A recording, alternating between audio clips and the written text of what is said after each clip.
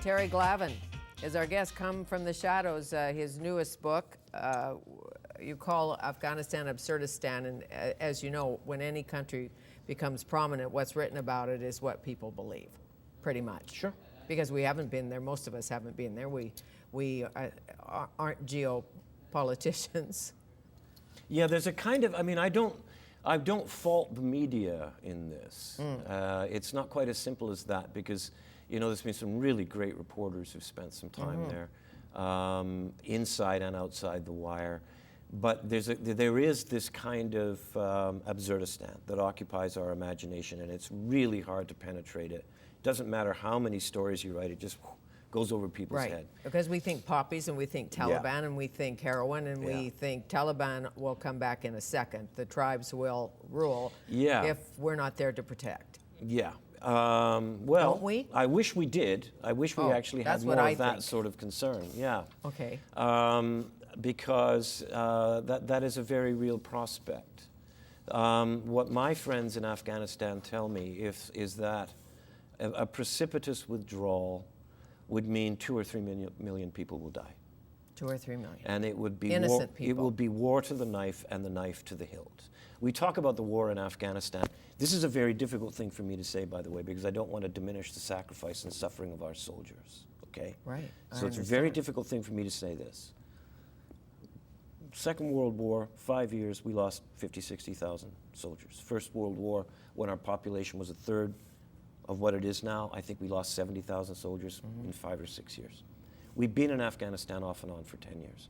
We've lost soldiers, diplomats, aid workers, and bless her heart, Michelle Lang from the Calgary Herald, 164, I think, people, depending on how you add it up, come on. Yes. 10,000 workers have died on the job in this country over the past 10 years. So you're not diminishing their deaths, you're saying. But let's be realistic about this, right?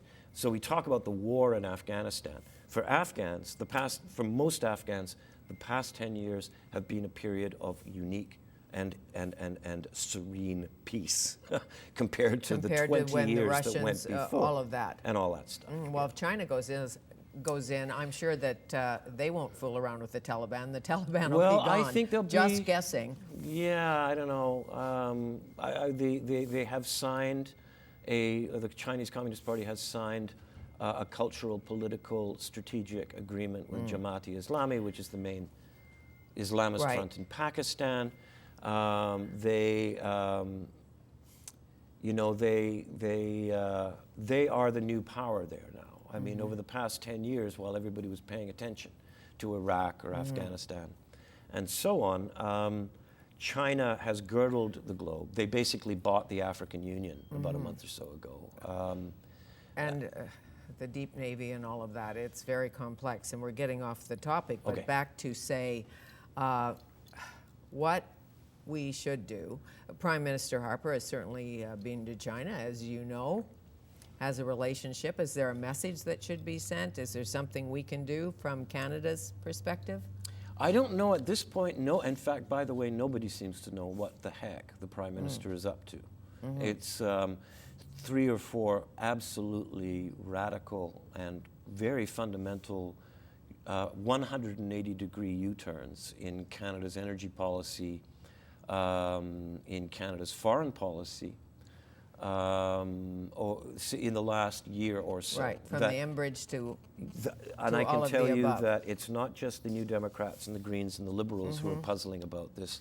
It's the Conservative caucus and people in Harper's cabinet that don't know what the heck is going on. Okay, so back to the burning of a holy book in Afghanistan recently. Yeah. The meaning of that today. Well, I talked to Amrullah Saleh. He was the head, I guess, a couple of weeks ago while this was going on. He's the former head of the National Directorate of Security, the legendary Afghan spy chief, Amrullah Saleh, and some other of my contacts there who traced the trajectory of in time and place of the riots. And it was all centers of Gulbuddin Hekmatyar's Hezb-e Islami. We talk about the Taliban. We tend to sort of use that term very loosely. One of the second main jihadist crackpot group in Afghanistan is Gulbuddin Hekmatyar's Hezbi Islami. When Connected to Pakistan? No. yes, very, Yes, very closely okay. associated with Pakistan. Okay. And in the days before the Quran riots, Galbadin Hekmatyar's spokesman was commenting on the American, they're buying condominiums for the Taliban in Qatar at the moment and setting up this lovely little reconciliation and peace talks racket.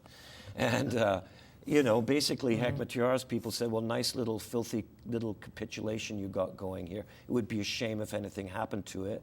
If the Haqqanis and the Taliban are in, and if Pakistan is in, we want our peace. Because things could break, Of and the course next they thing you could. know, you've got these riots. So And there you've you got go. what's happening in Iran and all of that. And Karzai. He's a bit bipolar. Some people Literally? say some people say he's medicated. I don't know. I would have been driven crazy if I was him as well. He's always got to watch his back. He knows, and he's known ever since Obama was elected, that the jig is up, that the Americans are not serious about seeing this through, that Obama has reverted to the most crude Rumsfeldian policy of we're here to kick the backside of Al-Qaeda, and then we're out of here. Well, And he's if, got to look for his own. there's a Republican back. president, do you think anything will Gargoyles. change? You're Pardon saying me. no, not happening. I don't know. Okay, so what do you want us to take come from the shadows? I think what people might want to take from this is, and I would hope that people would have a clearer and better understanding of Canada's role, and also a clearer and better understanding of the Afghan people and why they are far more worthy of our sacrifice and solidarity than any of us appear to imagine. Hence the Solidarity Committee Yeah. for you. I'm Yes, and you're busted. speaking to, Not my usual crowd, the Fraser Institute. I was thinking, I don't know. Hey, we'll well, see. I think it would be very interesting. Fraser Apparently, Institute, they know not all your about usual business. crowd. Yeah, buy Yes, low, they sell do. high. Apparently, that's how it Apparently, works. that's it. What next for Afghanistan? You're speaking at Fraser Institute today, and I thank you. Thanks a lot, Fanny. Nice to see seeing you, again. for sure. Terry Glavin.